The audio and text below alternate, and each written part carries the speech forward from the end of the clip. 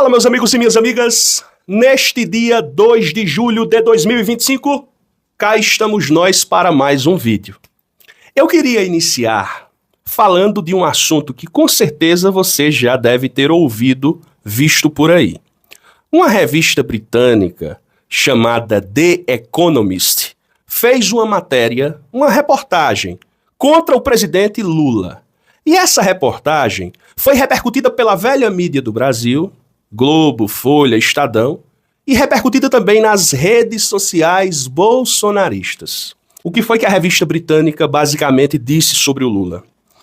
Frisou que o presidente brasileiro está perdendo influência no exterior e é, abre aspas, cada vez mais impopular no Brasil. Mente nesses dois aspectos. Perdeu influência no exterior aonde? Perdeu influência no exterior, eu pergunto, porque denunciou o genocídio na faixa de Gaza? Perdeu influência no exterior porque denunciou os crimes de guerra do líder de extrema-direita Benjamin Netanyahu? Porque repudiou o ataque covarde de Israel contra o Irã? Perdeu influência no exterior porque fechou acordos bilionários com a China? Então, se ele perdeu influência na visão dos jornalistas da revista The Economist por conta disso, eu prefiro ficar com o presidente Lula. Aí é que eu tenho orgulho de ter um presidente que não se deixa pautar. Eu e o Brasil, nós fomos o primeiro país a condenar o gesto terrorista do Hamas. Sim, o primeiro país. Mas eu não posso condenar o gesto terrorista do Hamas e ver, sabe, o Estado de Israel, através do seu exército, do seu primeiro-ministro, fazendo com inocentes da mesma barbaridade.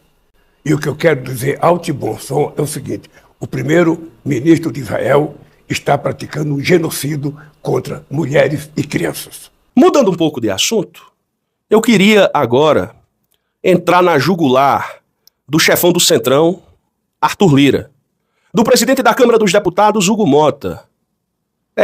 Na jugular de ambos.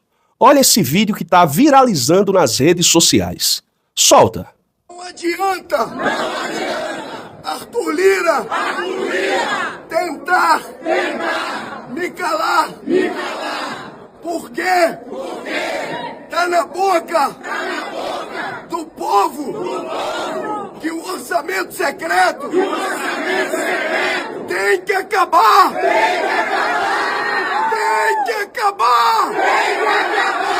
Tem que acabar, deputado federal Glauber Braga. Tem que acabar. Vai acabar.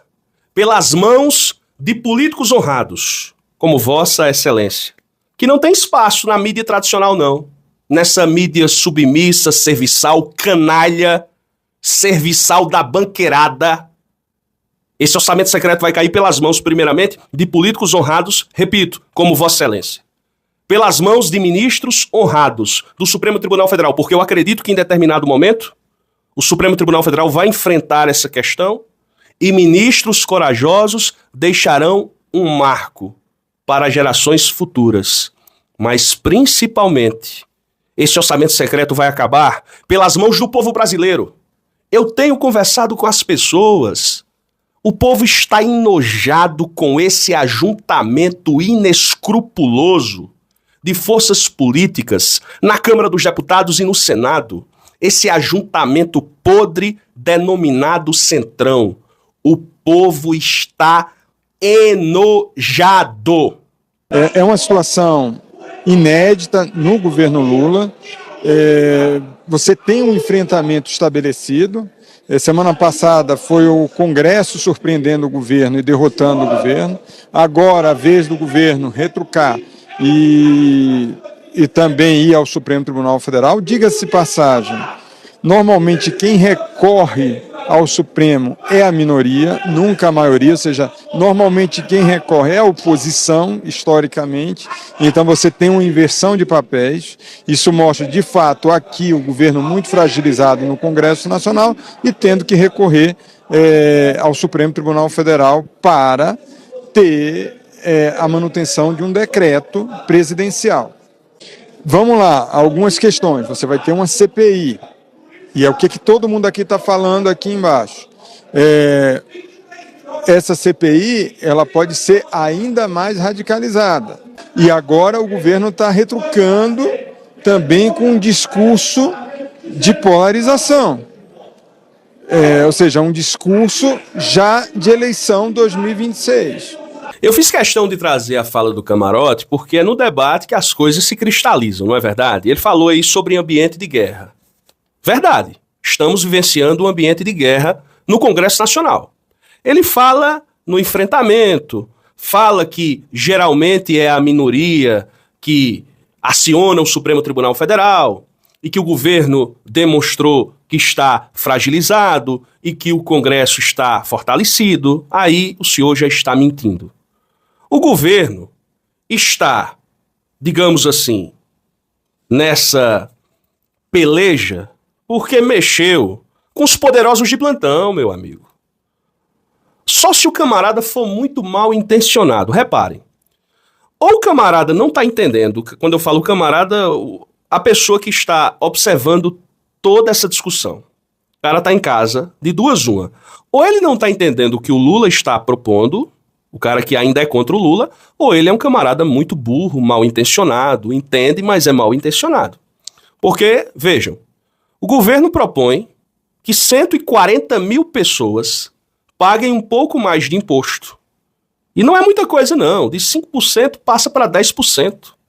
140 mil pessoas para que 26 milhões de brasileiros e brasileiras sejam beneficiados. Ou o cara não vai mais pagar nada de imposto de renda, ou vai pagar muito pouco de imposto de renda. Porque para aqueles que ganham até 5 mil reais, zero. Para aqueles que ganham até 7 mil reais, diminui drasticamente. E pessoas que recebem 1 milhão e 200 mil reais por ano, camarada desse tem que pagar, porque nós estamos diante de uma injustiça tributária histórica no país. Então essa fragilização que o Camarote se refere, até de forma um pouco desonesta, porque ele poderia explicar às pessoas, é porque o Lula resolveu mexer no vespeiro. E o ajuntamento de forças políticas denominado Centrão é um ajuntamento venal, que não está ali para representar o povo. Nunca esteve. Só quer saber de emenda e de cargo. E emenda parlamentar, porque ficou muito mal acostumado esse ajuntamento político com a farra do governo Bolsonaro. Meu irmão, que roubaram de dinheiro aí não é brincadeira não, tá certo? CPI do INSS e o Camarote, eles podem radicalizar o tanto que quiserem. O presidente Lula não tem nada a temer com CPI do INSS não.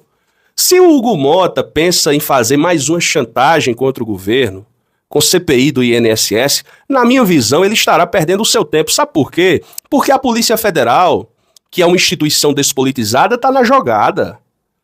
A Polícia Federal está encontrando quem roubou.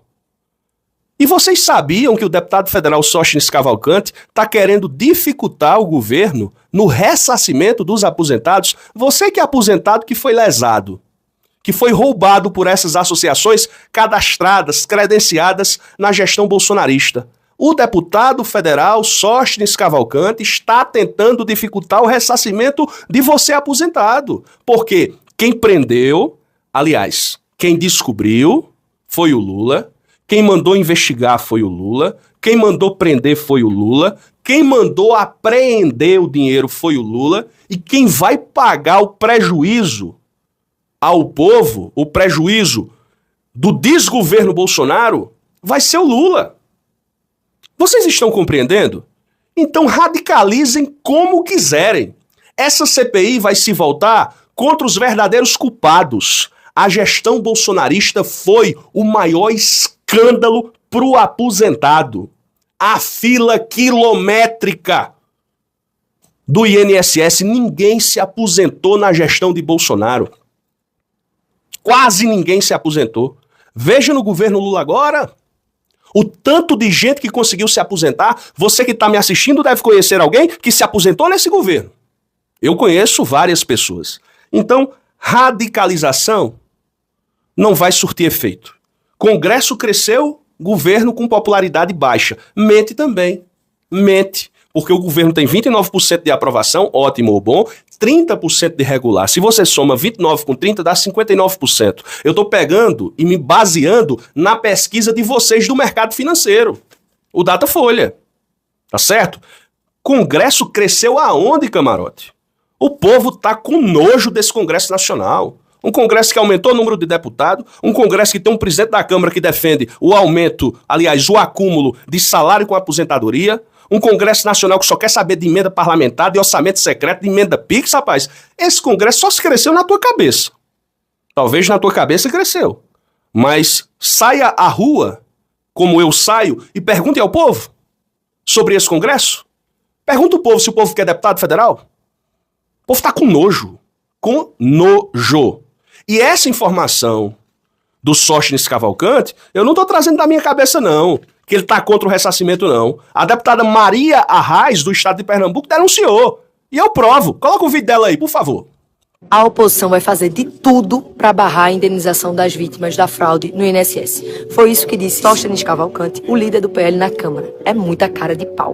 O mesmo PL que aparelhou o INSS no governo Bolsonaro agora quer travar os recursos para consertar o rombo que eles mesmos ajudaram a criar. E não adianta Nicolas Ferreira aparecer em vídeo com fundo preto pagando de herói, se foram eles que sempre defenderam essa bagunça. A verdade é que o único empenho deles é atrapalhar o governo Lula. Resolver o problema, ajudar o povo. Não, eles não estão nem aí para quem mais precisa. Tá na hora de escancarar isso de vez. A hora dos responsáveis pagarem, a conta tá chegando e o Brasil sabe quem são eles. Tá aí a deputada federal Maria Arraes. E o clima está realmente clima de guerra, a sensação de guerra, porque o Partido dos Trabalhadores não abre de mão. O Lula, comentando, falou sobre a questão que envolvia a ganância. Ele não encontrou outra definição a não ser ganância dos poderosos, que só querem para eles. Querem o dinheiro do Brasil todinho para eles. Olha só essa fala do presidente Lula. Vocês sabem que quanto mais o pobre ganhar, mais vocês vão ficar ricos. Vocês sabem disso. Vocês precisam olhar para os trabalhadores não como trabalhador assalariado. Vocês têm que olhar para os trabalhadores como clientes de vocês. Consumidores de vocês. Quando a gente resolve fazer uma isenção de imposto de renda até R$5.000, eu estou fazendo concessão. Porque eu sempre achei que salário não é renda. Eu sempre achei. Renda é renda, salário é salário. Mas como a política fiscal brasileira depende muito dos pobres, eu resolvi baixar. Era 5 salários mínimos. Baixei para R$5.000, que agora dá 2 salários mínimos e meio, um pouco mais. E quando a gente coloca que as pessoas que ganham mais de 1 milhão têm que pagar um pouquinho mais, há uma rebelião. Vamos tentar estabelecer que um dia esse país vai ter uma política fiscal justa. É difícil. É muito difícil. Porque não é nem intenção. Porque todo mundo é muito bem formado. Todo mundo é muito bem letrado. Só pode ser ganância. Só pode ser a desgraçada da doença de acumulação de riqueza. Só para mim e não para os outros. Eu fico triste quando eu vejo as pessoas jogarem a culpa em cima dos doentes. Em cima do BPC. Em cima do Bolsa Família. Em cima do pé de meia para garantir que 500 mil moleque que desistia da escola para trabalhar, não desistam, pelo amor de Deus, volta a estudar, porra. Esse dinheiro que você está recebendo vai ser devolvido em dobro para o Estado quando vocês tiverem formado cidadão de primeira classe nesse país. É difícil fazer as pessoas compreenderem isso. Se a gente continuar estabelecendo que vai predominar na nossa cabeça o desejo de mentir, o desejo de fazer canalice, quando a gente deveria fazer coisa séria.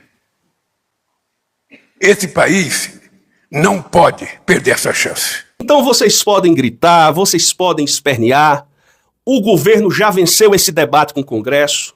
Se o Congresso extremar, o povo vai para a rua, o povo não aguentará e o governo vai judicializar toda decisão ilegal e inconstitucional que esse Congresso, que essa Câmara chefiada por esse Hugo Mota, capacho do Arthur Lira, toda ação ilegal que ele tomar, juntamente com a turma dele, o governo tem que acionar o Supremo Tribunal Federal e caberá ao STF, como o guardião da nossa Constituição, interpretar quando houver abusos por parte do Poder Legislativo. Nós não podemos ficar reféns de pessoas, de políticos mal intencionados que só querem saber de uma coisa: afanar o dinheiro do povo brasileiro. Nós não aguentamos mais.